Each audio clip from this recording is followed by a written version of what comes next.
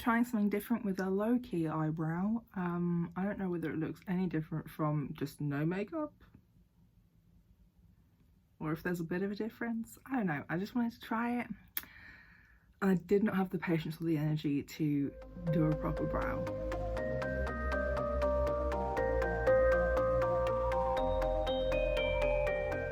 Hey pals, so I don't participate in readathon because I am the worst. TBRs just make me not want to read the book anymore, or any of them on the TBR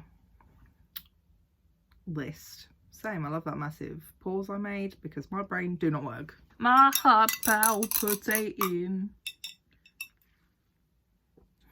Also, what the fuck is happening to this collar? I need to do something about it because it is not it. The biannual, took a moment to appreciate how gay that sounds. The biannual Queer Lit Readathon is coming up this June. What are the fucking dates? I don't know, I've forgotten. I'm really good at this. There's a challenge bingo sheet that I will put here for you to look at, but I wanted to jump on and just give some of my personal recommendations for some of the categories. I say some because I don't feel like I've read enough queer fiction for all of the categories, slash some of them just are not my thing, and also, like, I want to give you books confirmed by queers rather than the straights, the hetties. So the categories I'm going to give suggestions for are memoir, hard-hitting contemporary, short, that was probably a longer prompt, which is ironic, but short, brings me joy, m-spec and intersectional. So six of, I think, the 9 categories I will give suggestions for. First of all, memoirs. I have to turn this a little bit so you can actually fucking see the books I hold up. I feel like a lot of my suggested books are the same, but I just want you to check them out. So memoirs, pretty massive staple on my recommended videos is Melanie Murphy's Fully Functioning Human Almost. Honestly changed my life. I'm being serious. Melanie is a bisexual woman. She is now married with a child, and I'm deeply jealous of her life. So in the memoir / self-help book, hello, I can't get to the contents page, she talks about media and mind, food and body, beauty and confidence, sex and sexuality, love and happiness. You know, big moods. She talks a lot about some abusive relationships she's been in. She talks about her disordered eating past, which relatable content. She talks about, you know, being bisexual and kind of leaning more into that after some of her shitty TM relationships. Yeah, you know, just a lot of things in there that I personally was like, damn, I wish I knew of this book / this book had come out earlier when I was like real struggling TM, but this book gave me the confidence to end a relationship, so forever thankful, honestly. Imagine if I had, anyway. Then we have another staple, Fierce Femmes and Notorious Liars, a dangerous trans girl's confabulous memoir by Kai Cheng Tom. So at once a love letter and challenge to the traditional transgender memoir, Fierce Femmes is a playful, surrealist dance through queer coming of age. I won this in the giveaway, and I'm very pleased I did, because it is interesting. It's very interesting the way it is written, because it is very fantastical, and like kind of fantasy fairy tale-esque. A haunted young girl who happened to be a kung fu expert and pathological liar runs away from an oppressive city where the sky is always grey, in search of love and sisterhood, and finds herself in a magical place known only as the Streets of Miracles. There she is quickly adopted into a vigilante gang of glamorous warrior femmes called the Lipstick Lacerators, whose mission is to scour the streets of violent men and avenge murdered trans women everywhere. It's a mood, basically. Now, there are two that I don't currently own copies of. One of them is Dark Days by James Baldwin. It's a very short 3-essay book. I think you can literally buy it for £1. And I believe, it's been a while since I read it. I read it like this time last year. It's mainly about the civil rights march protests. Oh my god, I'm really sorry. I do know what it's about, I just can't say it in words. It's mainly about issues of being black in a colonized white supremacist world, basically. But also there is some queerness merged in there because he is a gay black man. So I recommend this because it was beautifully written and very, very sad because fuck me, like, the world has not changed. It could have been written last year for all I fucking knew, you know? So yeah, that's a very accessible piece of writing. Fantastic. It's one that I recommend a lot as well. And then my last memoir is Unbearable Lightness, can't remember the full title, by Portia de Rossi. Trigger warnings, quite big trigger warnings for eating disorders, especially anorexia and things that are in that direction of restriction, calorie counting, weight. She really did not give a fuck about triggering anyone, but I thought it was a good memoir about, because I mean, that again, I don't feel like acting and modelling has come far at all since this lived experience of Portia de Rossi.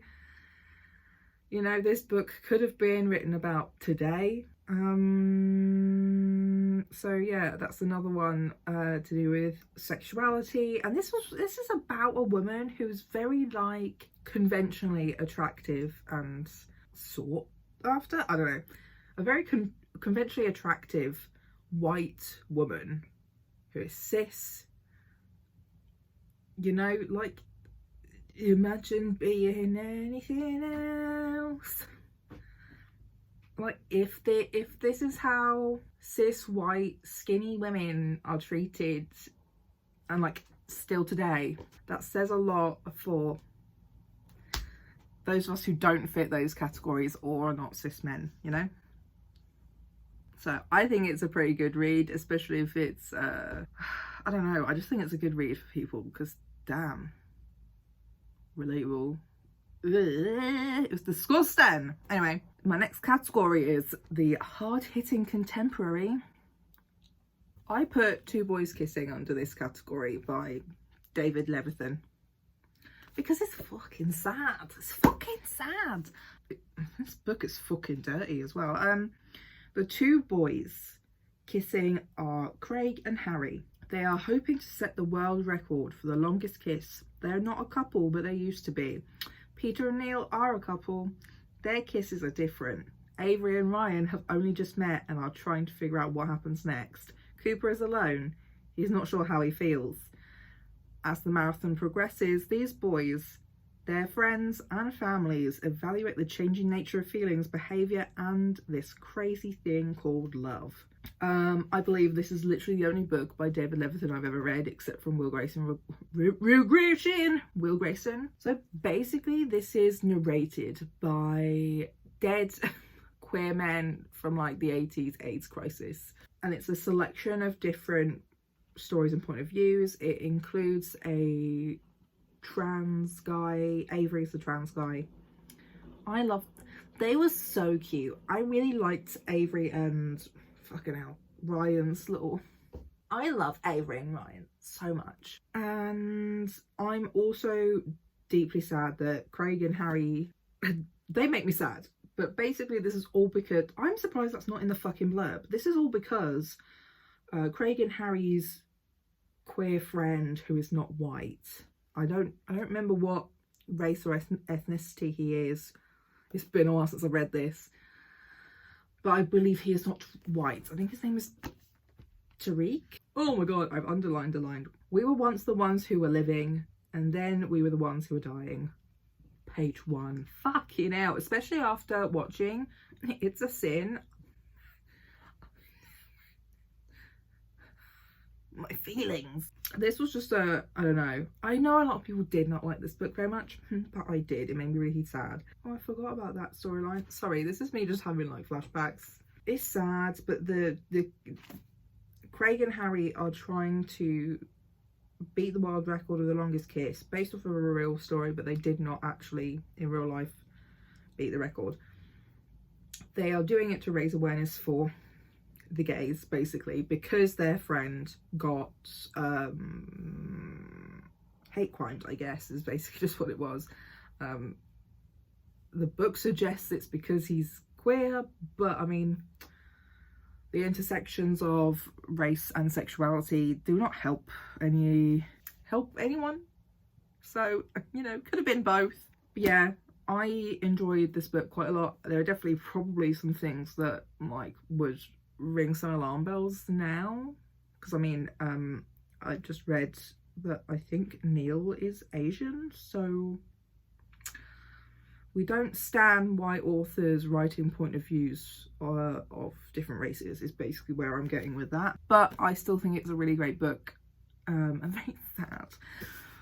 My other recommendations, Lot by Brian Washington. Trigger warnings for sexual assault, the R word, underage incest as well. Hard-hitting contemporary right there. So I read this about this time last year because it was 99p on ebooks. I was like, fuck it. It was a bit of a confusing book, won't lie. I got a bit lost, couldn't always tell who the point of view was. I think there was mainly one point of view, but basically they are all bi-POC characters. I think the main character is black, and it's about their lives in Houston and Houston changing around them. There's the gentrification of their neighborhoods and being like basically shafted out of their own homes. You know, obviously homophobia in the community, in their families, internal homophobia. I think the ending was quite nice. I can't remember. I think it was quite nice, but it's a very fuck you know. It was a very hard hitting book. That's basically why I put it here. Then my other one is one I've just read, and I'm releasing a reading vlog for it later this month, so I won't say much in this video, so you'll have to go watch it, because I'm doing the reading vlog for the book tour of it basically. So it is The Ghosts We Keep by Mason Deaver. The main character, Liam, is non-binary, uses they, he pronouns. Their brother died in just a complete freak accident. Their brother was hit by a car whilst he was out on a run. This is their older brother by a couple of years, I think. Liam has shitty friends who are not there for them during this time, basically. They are obviously struggling with their parents. The parents are a huge part of this story as well, which is a nice change. But yeah, this whole story is basically about grieving a loved family member, and also the life that kid never got to live, basically. It's really sad. I cried a lot. So it was a really huge muddle of emotions as well. You need to go and watch my reading vlog in a couple of weeks or next week, so to really get it all, because damn fuck The next category, short. This is basically just poetry. Poetry and manga. I'm gonna have to get up my Goodreads because I've forgotten all of the authors' names. I'm sorry, I have a neurodivergence that I'm not sure what it is just yet. Okay, so one of them is Dear Azula, I Have a Crush on Danny Phantom. So this is like a selection of writers. I think the book cover says Azura Tyabji.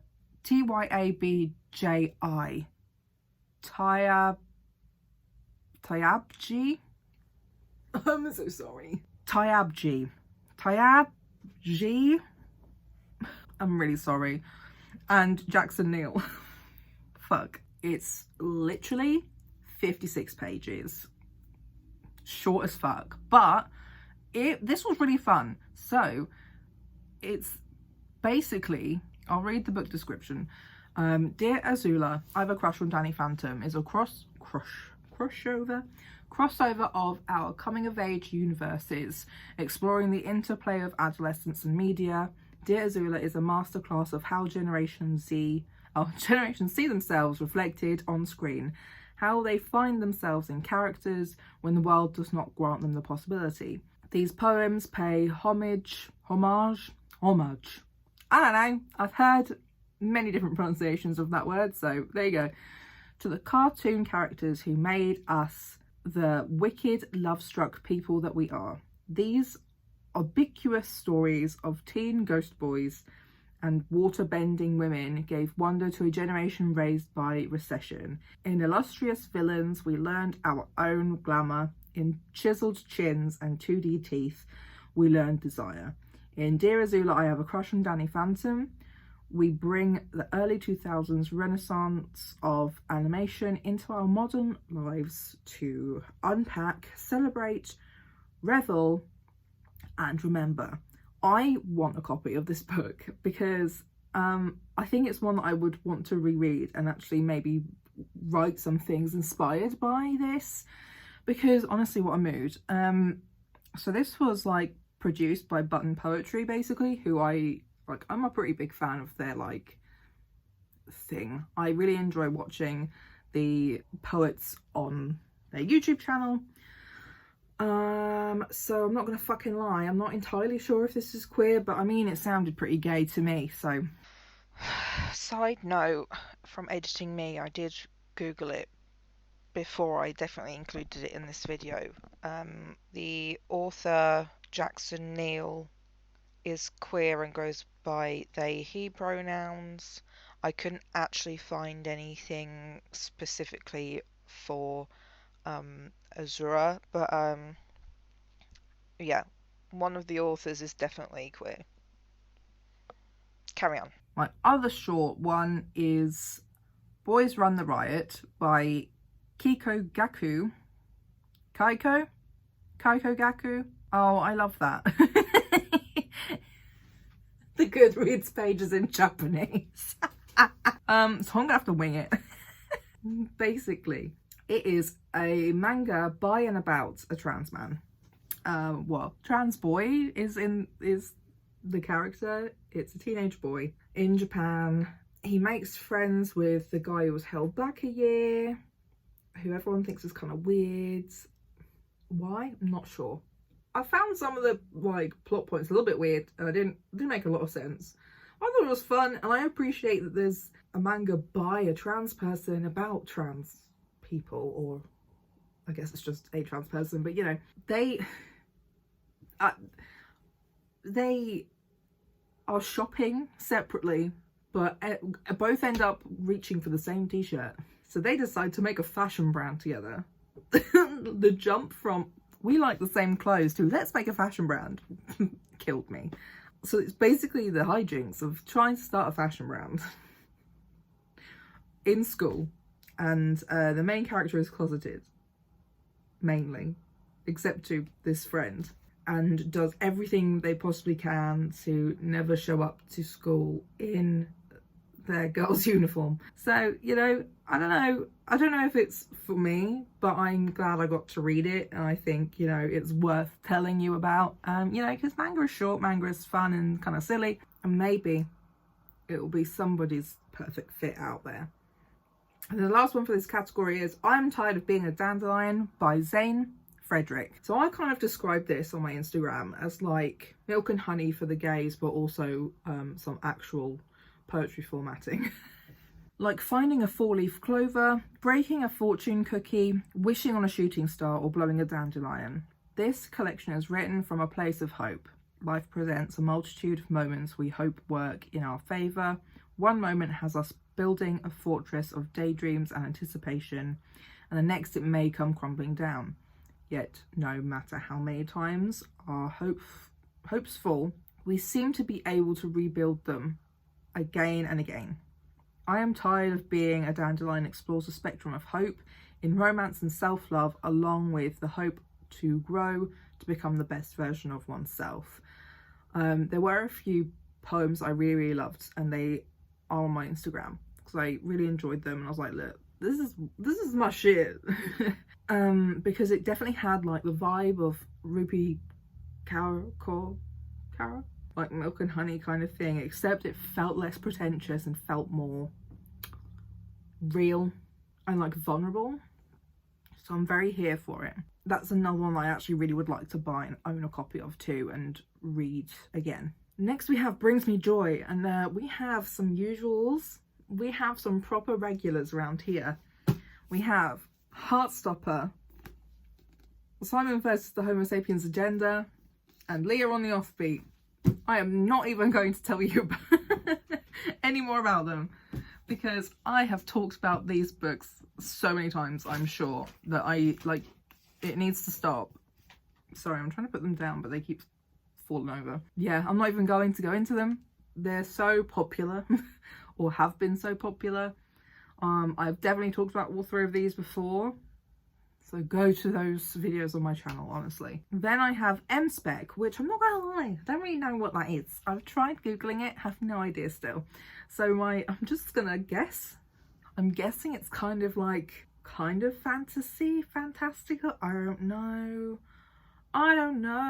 But then these books didn't really fit any other prompts, so I'm just gonna shove them in here. So Wranglestone, I haven't really spoken about this in a while because I got this at the end of 2019 and read it then. For my first ever book tour that I did, I think that was in February of 2020. That feels that feels like a long time ago. The islands of Lake Wranglestone are a safe haven in a world filled with the restless dead. But as the lake freezes over, there's nothing to stop them from crossing the ice. Peter has never felt at home in a place where practicality, mood, and grit are valued over all else. He's nothing like Cooper, the boy he's always watched from afar, but when he is ordered to join Cooper out on the mainland, they find more than just each other. They unearth a dark secret about Wranglestone's past, one that forces the pair to question everything they've ever known. So basically it's a zombie apocalypse kind of vibe, but also with like mystery and adventure and like a gay romance. But also Peter's dad is disabled. He has fits. I can't remember much about it. Again, it's been a while. But I love that book. This is a great book. This is one I will always recommend. Wranglestone is by Darren Charlton. Why can't I speak? I know why I can't speak. No Gods, No Monsters is my next one by Cadwell Turnbull. Apparently it's the first in a series. This comes out in September. So obviously no one can fucking read it right now, but I just wanted to put it in a recommendations post. One October morning, Lena gets the news that her brother was shot and killed by Boston cops, but what looks like a case of police brutality soon reveals something much stranger. Monsters are real. So I can't be bothered to read the rest of it, but basically it's a multiple point of view book with a lot of queer representation. I think mainly black characters, but I honestly could not tell you. I was so confused. But I just want to suggest it because I don't think it was bad. I did find a lot of it interesting, but I just could not follow the way it was written, I guess, and put together. It was very 50-50 in the Goodreads like reviews. Like 50% of people were dealing with what I feel, where it's just like, I don't know what's happening, I can't follow this, there are so many people, like I don't know what's happening. But then the other 50% of people were like really enjoyed it. So like that for me, I know that that's just like a personal thing. So I don't want to just say this is a bad book. I would like other people to understand that this is a book that's going to be out there by a black queer man. I think it's worth a shot, especially if you can either borrow a copy or if it's on sale or something, you know, I don't know. Or if it does sound like your kind of thing and you do follow multiple point of view books well. They are, when I say multiple point of view, I mean like so many points of view. There is kind of a main point of view that reoccurs, but besides that, there are so many like random one-shots of people that that's why I just got lost. So, but I just wanted to lay it out there because I really liked the idea and the sound of the plot, but I just could not follow the actual execution. So here we go, final category, intersectional. So I've put in this one, Even If We Break, by Marieke Nijkamp. I think that's how it's pronounced. 5 friends go to a cabin, 4 of them are hiding secrets, 3 years of history bind them, 2 are doomed from the start, 1 person wants to end this, no one is safe. Are you ready to play? So this is like a murder mystery with the fun like roleplay tabletop game just being the main plot. There's a whole range of representation. They are all white because the author is white and actually feels, you know, it's not their place. Respect. But you know, there's 5 characters. No, 5 characters. Oh, Finn. I'm so sorry I called him Felix. Trans, queer, disabled, physically, and there is Eva is the good one. Eva is non-binary. Liver is the bitch. We have, I always forget his fucking name. Maddie is bi and autistic, but also has a long-term reoccurring like injury that makes her like physically disabled too. Carter is a bi white guy. Pretty bi for a white guy. So that's my intersexual book there. Then we have Cemetery Boys by Aidan Thomas. One of my faves as well. These 2 are like really high favorites. So we obviously have the spirit's face was screwed up tight in a grimace. His fingers knotted into the material of his shirt. He wore a hooded black leather jacket over a white tee, faded jeans and a pair of Converse. That's not Miguel, Maritza tried to whisper, but she'd never had a very good inside voice. Yadriel groaned and dragged a hand over his face. On the bright side, he'd actually summoned a real life spirit. On the not so bright side, he had summoned the wrong one. So Yads, our MC, is trans, Latinx. Everyone is Latinx in this book. It's like supernatural romance, ghost boyfriends. The love interest is a queer dude with neurodivergence. Nothing specified, but it's pretty clear and like very heavily insinuated. He also has like a group of very mixed up rad friends. I wish there was more about them in the book though, because they sound fun. Yeah, intersectional, we love. And then the other one that I am going to recommend here that I don't own, oh I do own a copy of it, it's fucking downstairs, shit. shit. Felix Ever After. I am on the book tour for that too, so I will be putting more up about it on my Instagram on the 21st of May. Me being like, I don't know where I am. A transgender teen grappling with identity and self-discovery while falling in love for the first time. Felix Love has never been in love, and yes, he is painfully aware of the irony. He desperately wants to know what it's like and why it seems so easy for everyone but him to find someone. What's worse is that even though he is proud of his identity, Felix also secretly fears that he's one marginalisation too many. Black, queer and transgender to ever get his own happily ever after.